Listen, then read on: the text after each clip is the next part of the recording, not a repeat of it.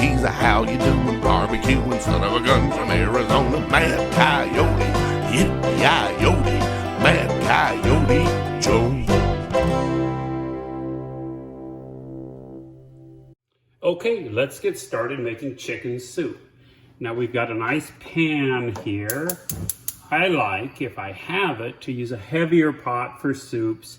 You can use whatever you have. I don't care if it's aluminum or whatever, but I like a heavier pot if you have one. I've put a little olive oil in here. I've already heated up a little bit. I just turned the stove on. To the olive oil, we're gonna add a little butter. Let's talk about sauteing vegetables now.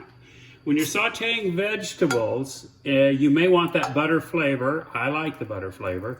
But if you want to be able to cook them just to where they're done, butter browns faster, way faster than oil. And so what happens is by combining oil and butter, you raise the smoking point. Okay, now we're gonna add our mirepoix. Once again, equal parts celery, onion, and carrot. And that is kind of right. Okay, it's celery, carrot, and onion. It doesn't have to be exactly equal. And once again, if you don't have any celery, don't worry about the celery. Okay, now while this is starting to saute, we're gonna start building flavors. I like a little black pepper, but in these times you might not have black pepper whole. I only had a little bit of ground black pepper. Luckily it was coarse, I'm gonna add it in. I always like a bay leaf in my soup. We're gonna add a little poultry seasoning here, and that's one of my favorite flavors for chicken soup. I happen to have whole clove. You can use a pinch of just ground clove if you have it, but I like whole clove in there.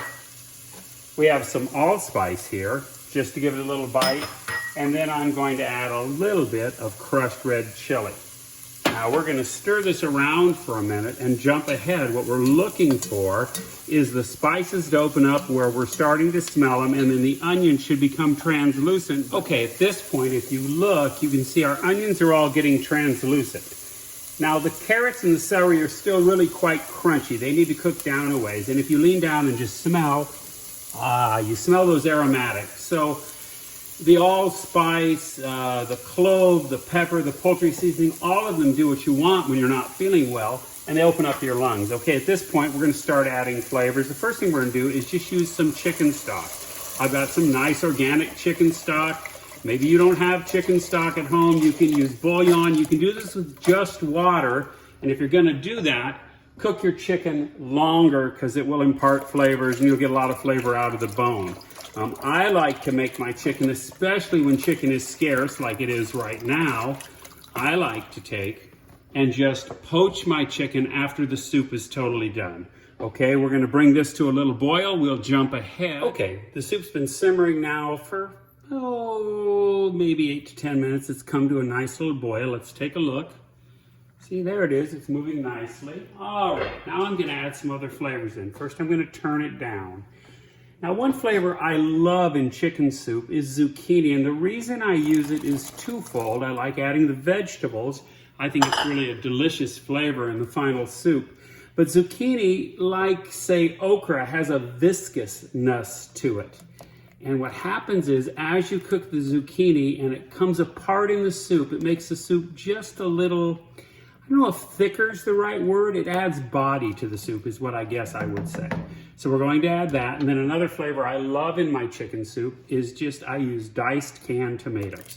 Any brand will do. All right. Now we're going to take and put the lid back on this. We're going to let this simmer for maybe 45 to 50 minutes. And then we're going to check. And what I always check for is, are the zucchini starting to sort of come apart?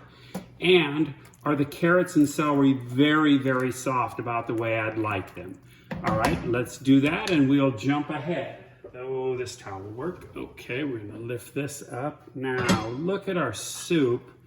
You can see the zucchini starting to get translucent. It's no longer white. Now, I wanna cook it a little bit more so it actually breaks down a bit. The carrots are starting to get soft, but I can just feel in the spoon as I touch them that they're still a little bit tight. But I guess from the rate we've been cooking, we're probably, I don't know, 20, 25 minutes away, and we're just simmering here. So at this point, I'm gonna add 4 chicken thighs. Add any chicken that you have. And if you butcher your own chicken, I would say take the back, the neck, the wings, any parts that you're really not going to be in love with, and put them in the soup from the very beginning and let them cook into the broth and pull them back out. Okay, I'm going to put the lid back on. We're going to let this cook for, like I say, 20 to 30 minutes more. I'll check it with the digital meat thermometer to make sure the chicken's 165 and it's cooked all the way through. And we come back, we're going to do our final touch, which is a little bit of rice. All right, let me put the lid on, and I'm going to turn it up just a bit to get it simmering again, and we'll be back in a minute. Okay, let's plate our soup, and we'll do a recap. Let's pull the lid off here. Now look at our soup. It is really just beautiful. You can see all the vegetables are just sort of wilted. Look at the rice there. Now, I know I told you I was going to show putting the rice in, but I made an error with my iPhone camera because I'm not a good cameraman. I added 1/3 of a cup of rice, and you want to think about rice as you're going to get 3 to 3.5 times the yield. So in a pot this big, if you put in a cup of rice, it would fill up all the excess space and you'd end up with a rice stew. That's not what you're looking for. Now in my bowl, I love to add any green I have at all. Kale is great, cabbage is great, spinach. I've even used lettuce, and lettuce is wonderful. But I've got some spinach in the refrigerator, so I'm going to take, and first I'm going to try to get my spinach to wilt a bit by just adding some of this hot broth over the top. And that'll get it to start collapsing. It'll happen very fast. And then I'm going to take and get about the amount of vegetables I want in there. And you see the rice at the bottom there. Very nice. Don't go too much, because what you really want is this to be soup. And then let's add one nice piece of chicken here. Right on top. Ooh, that really looks great. I wish you guys could smell this. Now, I'm going to ladle the broth in, just like this. And you can see the spinach is just wilting. This is just beautiful soup. Just like that. And to make it extra special, I'm going to do two things. I love in chicken soup just a squeeze of fresh lemon, just like that. We'll put that right there. And then if I've got any sort of a topper, one I really like is sambal. I don't know if you've used this or not, but we have some pesto that we got over at Costco, and just a touch of it on top looks special and is going to taste really nice.